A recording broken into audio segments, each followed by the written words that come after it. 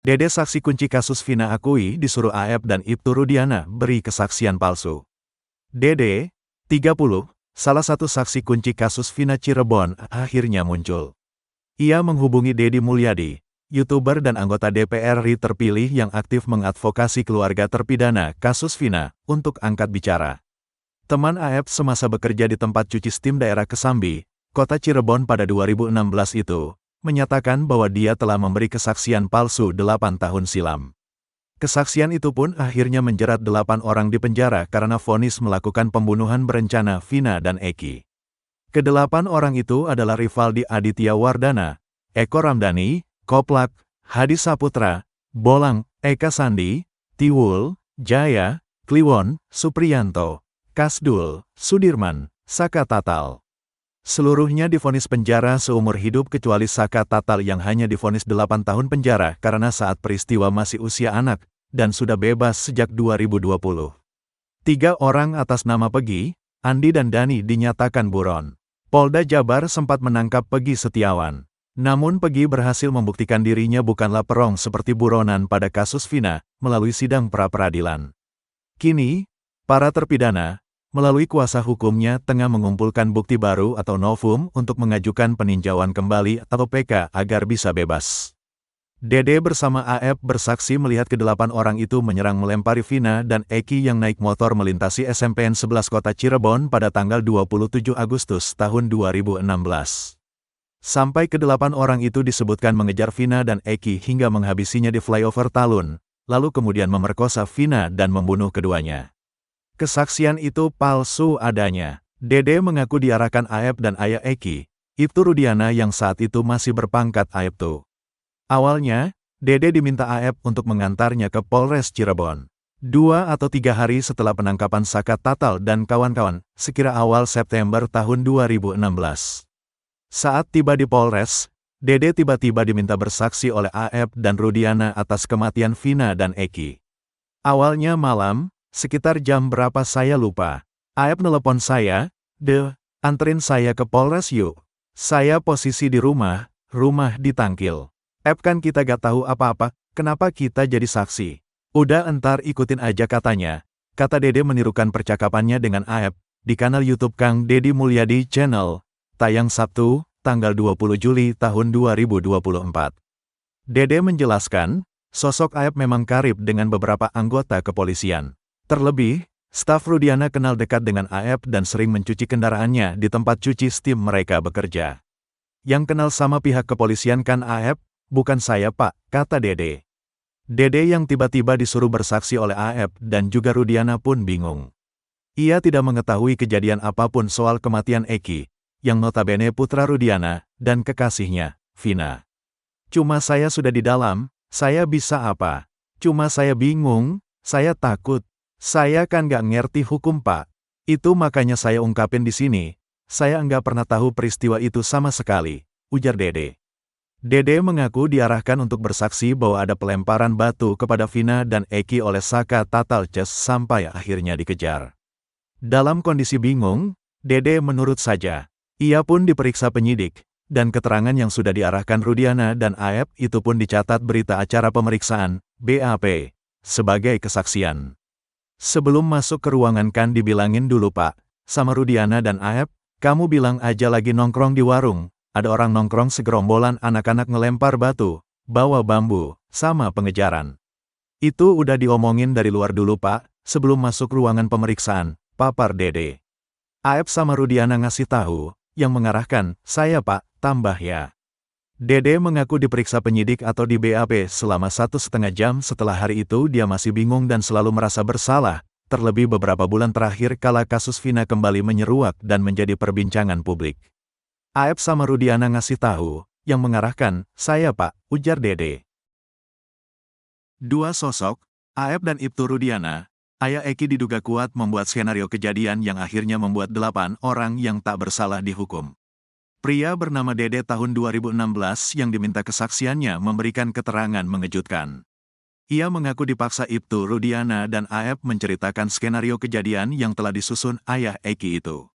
Cerita skenario inilah yang membuat 8 orang yang saat itu masih remaja yakni Rivaldi Aditya Wardana, Eko Ramdhani, Hadi Saputra, Eka Sandi, Jaya, Supriyanto, Sudirman, dan Saka Tatal divonis penjara seumur hidup dan 8 tahun penjara. Dede mengatakan, tidak tahu sama sekali peristiwa itu. Tahu ada pembunuhan. 2 hari setelah kejadian, dengar-dengar ada kecelakaan. Yang ngajak saya jadi saksi AF sesudah penangkapan. Kurang lebih 2-3 hari penangkapan jadi saksi, ujar Dede. Dede mengatakan, malam-malam AF telepon, antar ke Polres. Posisi saya di rumah, kata Dede. Awalnya Dede mau mengantar AF ke Polres karena AF tidak tahu jalan di Cirebon karena AF perantau. Dede bertanya untuk apa AF ke Polres dan dijawab jadi saksi lantaran anaknya Rudiana meninggal. Dede yang tidak tahu apa-apa pun diminta untuk ikut-ikut saja. AF bilang, udah entar ikutin aja, katanya. Dede mengatakan AF dan Rudiana sudah saling bicara satu sama lain. Sebelum masuk Polres, dibilang dulu, kamu bilang lagi nongkrong di warung ada gerombolan anak-anak bawa bambu lempar batu. AF dan Rudiana yang ngasih tahu saya, ujarnya. Kesaksiannya 8 tahun lalu, kata dia adalah skenario yang sudah disusun Ibtu Rudiana. Saya diarahin, saya bingung, ucap Dede, dikutip tribunjakarta.com dari YouTube Kang Deddy Mulyadi Channel. Dede mengaku tidak mau memberikan kesaksian palsu tapi takut menolak. Saya di dalam hati enggak mau jadi saksi, tapi saya takut, saya kan enggak ngerti hukum, kata Dede. Saya enggak pernah peristiwa itu sama sekali Pak, ujar Dede. Dede lantas menanyakan apakahnya sebuah pengarahan. Itu diarahkan, tanya Deddy Mulyadi. Iya Pak saya diarahkan, tegas Dede. Mendengar pengakuan mengejutkan Dede, Deddy Mulyadi sempat tak percaya. Kamu bohong enggak sama saya? Tanya Deddy Mulyadi.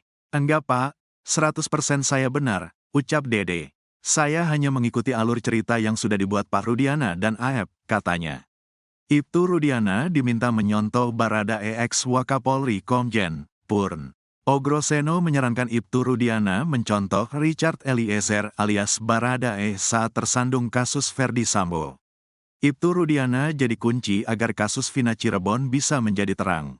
Ibtu Rudiana saat itu menjabat sebagai Kasat Narkoba Polres Cirebon sekaligus ayah dari Rizky alias Eki. Sekali lagi kuncinya Ibtu Rudiana ini.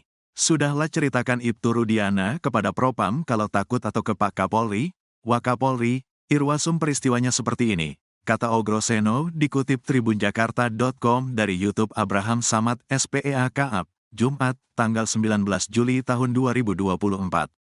Jenderal Bintang 3 menceritakan langkah Richard Eliezer alias Baradae yang menemui Kapolri Jenderal Pol Listio Sigit Prabowo untuk menceritakan apa adanya terkait kasus pembunuhan Brigadir J yang melibatkan Ferdi Sambo. Meskipun kasus Vina Cirebon dengan pembunuhan Brigadir J berbeda, yakni Baradae berstatus whistleblower. Mungkin dia, Ibtu Rudiana, merasa bersalah, saya tahu kenapa saya tidak mengambil aksi. Mungkin ada ancaman sebelumnya kepada Ibtu Rudiana, tapi Ibtu Rudiana enggak bertindak kira-kira begitu. Akhirnya anak-anak jadi korban, jelas Ogroseno. Peluang Ibtu Rudiana menghadap Jenderal Pol Listio Sigit Prabowo terbuka. Ogroseno menyebut, seharusnya menyadari adanya kelemahan dan kekurangan terkait penanganan kasus tersebut. Pasalnya, Ibtu Rudiana membuat laporan polisi mengenai kasus Vina Cirebon pada tanggal 31 Agustus tahun 2016, padahal kasus Vina Cirebon terjadi pada tanggal 26 Agustus tahun 2016. Kenapa Anda sebagai polisi membuat laporan tidak profesional? Anak Anda adalah menjadi korban kenapa tidak diotopsi langsung, kata Ogroseno. Kalau dijawab saya duga kecelakaan lalu lintas ditemukan matikan perlu diotopsi juga. Kalau yang nabrak sengaja itu kan pembunuhan, sambungnya. Namun bila kasus tersebut merupakan kecelakaan tunggal, Ogroseno mengatakan polisi bisa menyelidiki berkas rem sehingga bisa dilihat apakah korban dalam keadaan ngantuk atau mabuk. Perlu keberanian Rudia kepada pimpinan Polri dulu agar persoalan ini masyarakat tenang akan membuka tabir Eki dan Vina itu, katanya.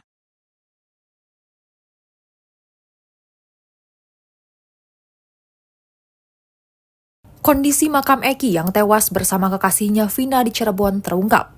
Makam Eki yang berada di tempat pemakaman umum atau TPU Mawar, Desa Sutawangi, Kecamatan Jatiwangi, Kabupaten Majalengka, Jawa Barat, mendadak dijaga orang suruhan. Seorang pria bernama Rana mengaku mendapat tugas khusus untuk menjaga makam almarhum Eki. Tak hanya itu, Rana juga melarang orang yang datang untuk mengabadikan gambar foto maupun video. Lebih lanjut, Rana juga enggan berbicara hal lain selain bertugas menjaga makam Eki.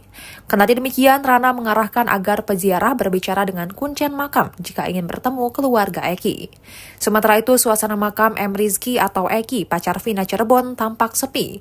Dilansir dari Tribun Jabar, tak terlihat aktivitas warga di jalan selebar kira-kira 2 meter yang menjadi akses menuju komplek TPU di Gang Mawar, Desa Sutawangi, Kecamatan Jatiwangi, Kabupaten Majalengka tersebut. Bahkan makam Eki juga terlihat dikelilingi pagar bambu dan akses masuknya pun tampak ditutup menggunakan tangga serta beberapa batang bambu. Di pintu masuknya tampak gapura sederhana yang dibangun menggunakan bambu dan beratap terpal, serta terlihat dipasangnya tulisan Makam Keluarga R. Wahyu Karta Ami Praja. Dua sosok, Aep dan Ibtu Rudiana, ayah Eki diduga kuat membuat skenario kejadian yang akhirnya membuat 8 orang yang tak bersalah dihukum. Pria bernama Dede tahun 2016 yang diminta kesaksiannya memberikan keterangan mengejutkan. Ia mengaku dipaksa Ibtu Rudiana dan Aep menceritakan skenario kejadian yang telah disusun ayah Eki itu. Cerita skenario inilah yang membuat 8 orang yang saat itu masih remaja yakni Rivaldi Aditya Wardana, Eko Ramdhani, Hadi Saputra, Eka Sandi, Jaya, Supriyanto, Sudirman, dan Saka Tatal divonis penjara seumur hidup dan 8 tahun penjara. Dede mengatakan, tidak tahu sama sekali peristiwa itu. Dede mengatakan, malam-malam Aep telepon, diantar ke Polres. Posisi saya di rumah, kata Dede. Awalnya Dede mau mengantar Aep ke Polres karena Aep tidak tahu jalan di Cirebon karena Aep perantau. Dede bertanya untuk apa Aep ke Polres dan dijawab jadi saksi lantaran anaknya Rudiana meninggal. Dede yang tidak tahu apa-apa pun diminta untuk ikut-ikut saja. Dede mengatakan Aep dan Rudiana sudah saling bicara satu sama lain. Kesaksiannya 8 tahun lalu, kata dia adalah skenario yang sudah disusun Ibtu Rudiana. Dede mengaku tidak mau memberikan kesaksian palsu tapi takut menolak. Dede lantas menanyakan apakahnya sebuah pengarahan. Mendengar pengakuan mengejutkan Dede, Deddy Mulyadi sempat tak percaya. Ibtu Rudiana diminta menyontoh Baradae. Ex-Wakapolri Komjen, Purnawirawan, Oe Groseno menyarankan Ibtu Rudiana mencontoh Richard Eliezer alias Baradae saat tersandung kasus Verdi Sambo. Muncul dugaan pelaku pembunuhan Vina dan Eki bukan dilakukan oleh para pemuda Cirebon yang kini menjadi terpidana. Hal tersebut diungkap oleh ex-Kadif Propam Polri, Komjen, Purnawirawan, Oe Groseno. Ia menyebut jika pelaku pembunuhan Vina dan Eki di tahun 2016 lalu diduga kelompok mafia.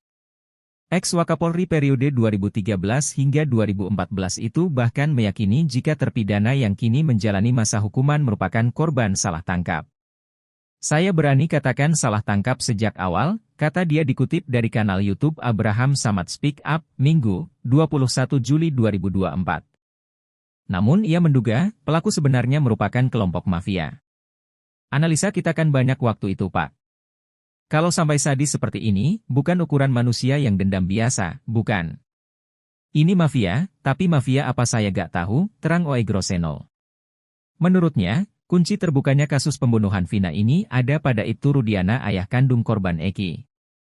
Bahkan, ia berharap Ibtu Rudiana menceritakan semua yang diketahuinya langsung kepada Kapolri Jenderal Listio Sigit Prabowo. Sekali lagi kuncinya Ibtu Rudiana ini. Sudahlah ceritakan Ibtu Rudiana kepada Propam kalau takut atau ke Pak Kapolri, Wakapolri, irwasum peristiwanya seperti ini, kata Oe Groseno. Berdasarkan analisisnya, kemungkinan ada urusan narkoba di balik pembunuhan Vina dan Eki 8 tahun silam tersebut. Atau mungkin bisa juga dengan narkoba dan sebagainya, kata Oe Groseno. Ini pasti ada latar belakang yang mengakibatkan kedua anak manusia ini sampai dibunuh dengan cara-cara yang sadis, imbuhnya. Dede, 30, belak-belakan ke Deddy Mulyadi bahwa dirinya memberikan kesaksian palsu terkait kasus Vina pada 2016 silam. Dede melakukan itu karena mengikuti ajakan Aep saat itu. Namun, ketika ditanya alasannya, Aep mengaku ke Dede memiliki dendam terhadap terpidana kasus Vina Cirebon. Dalam YouTube Kang Deddy Mulyadi Channel, Dede mulanya mengaku jika satu pekerjaan dengan Aep di tempat cuci steam Dayah Kesambi, Kota Cirebon pada 2016 silam. Dede saat itu mengaku diajak oleh Aep ke Polres Cirebon untuk memberikan kesaksian palsu. Dede diminta bersaksi melihat kedelapan terpidana kasus Fiba menyerang dan melempari Vina dan Eki yang tengah melintasi SMPN 11 Kota Cirebon pada 27 Agustus 2016. Keaksian itu pun menjerat 8 orang di penjara karena vonis melakukan pembunuhan berencana Vina dan Eki. Dede yang merasa tak tahu apa-apa lalu dipaksa Aep untuk mengikuti alur yang ada. Saya diarahin, diminta jadi saksi sama Aep dan Pak Rudiana, ungkap Dede. Cuma saya sudah di dalam, saya bisa apa? Cuma saya bingung, saya takut. Saya kan istilahnya gak ngerti hukum Pak. Itu makanya saya ungkapin di sini, ujar Dede. Kemudian Dede menyebut jika langsung di BAP. Saat BAP, Dede tentunya mengatakan sesuai dengan skenario dari Ibtu Rudiana. Ia mengaku di BAP selama 1 jam setengah. Keesokan harinya seusai BAP, Dede yang bertemu Aep langsung menanyakan hal ini. Selanjutnya, Dede menyebut jika Aep dendam dan menyeretnya kepada kesaksian palsu. Seingat saya, dia juga pernah bilang kesal. Saya juga kesal, orang-orang itu yang pernah mukulin saya, kata Dede menirukan penjelasan Aep kala itu.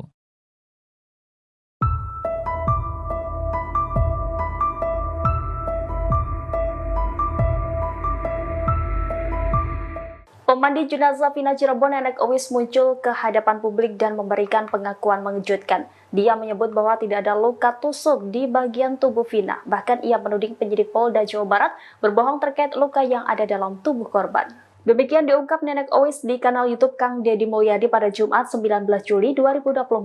Nenek Owis membeberkan kondisi tubuh Vina saat ia mandikan pada tahun 2016 silam. Menurutnya tidak ada luka tusuk sedikit pun di tubuh Vina. Kesaksian Nenek Owis ini sekaligus membantah pernyataan Polda Jawa Barat yang mengatakan almarhum tewas akibat ditusuk pedang atau samurai. Selain itu, Nenek Owis memastikan bahwa tidak ada luka sayatan pada jenazah Vina. Namun demikian ia menemukan luka di bagian kepala, hidung, dan telinga Vina juga mengeluarkan darah. Atas kesaksiannya itu Nenek Owis menuding penyidik Polda Jawa Barat berbohong. Selain itu Nenek Owis juga mendapati alat vital korban mengalami pendarahan. Menurutnya Vina bukan tewas karena kecelakaan melainkan korban pembunuhan. Ia pun menduga penyebab kematian korban bukan karena dihajar menggunakan senjata tajam melainkan dilindas sepeda motor atau dipukul.